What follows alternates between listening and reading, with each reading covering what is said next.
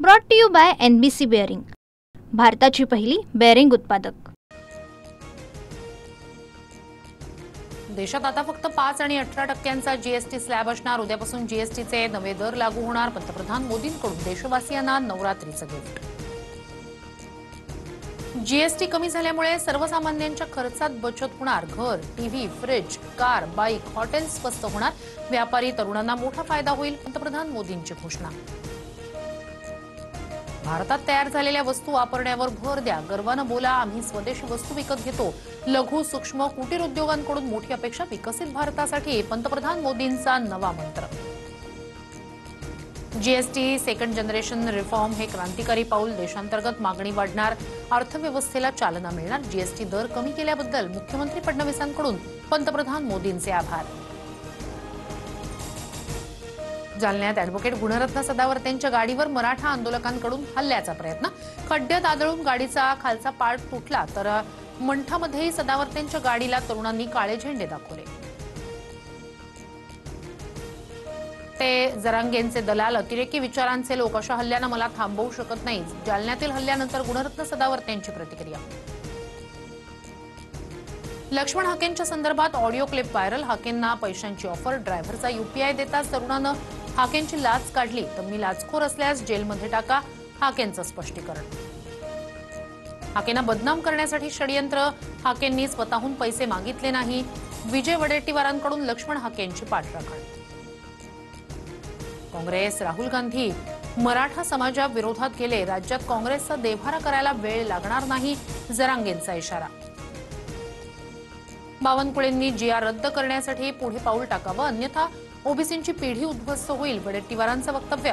तर वडेट्टीवारांनी ओबीसी समाजाच्या नावानं दुकान मांडलंय, बावनकुळेंची टीका। SC आरक्षणाकडे वाकड्या नजरेनं पाहिल्यास डोळे काढून हातात देऊ, इंडिया पॅन्थर सेनेचे अध्यक्ष दीपक केदार यांचा लक्ष्मण हाकेंना इशारा।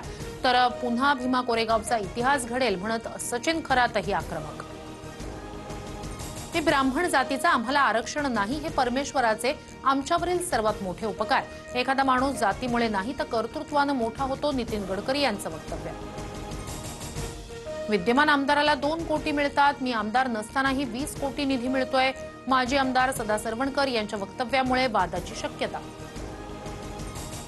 20 कोटींचा निधी कोणत्या आधारावर मिळाला? ठाकरेंच्या शिवसेनेचे आमदार महेश सावंत यांचा सरवणकरांना सवाल।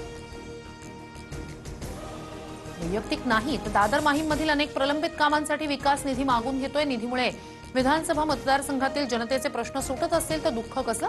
समाधान सरवणकर यांचं सदा सरवणकरांवरील आरोपांना प्रत्युत्तर। स्थानिक स्वराज्य संस्थांच्या निवडणुकीसाठी 3 कोटींपर्यंत खर्च होतो।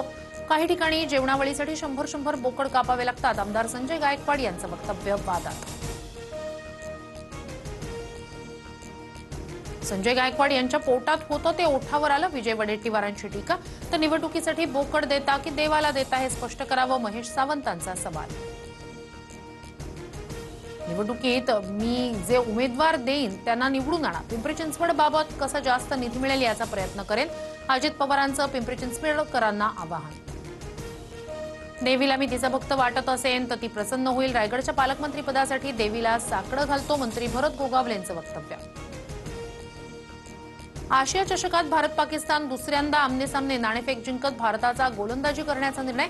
या लढतीतही भारताचा कर्णधार सूर्यकुमार यादवनं पाकचा कर्णधार सलमान अलीसोबत हस्तांदोलन केलं नाही। Brought to you by NBC bearing, भारताची पहिली बेअरिंग उत्पादक।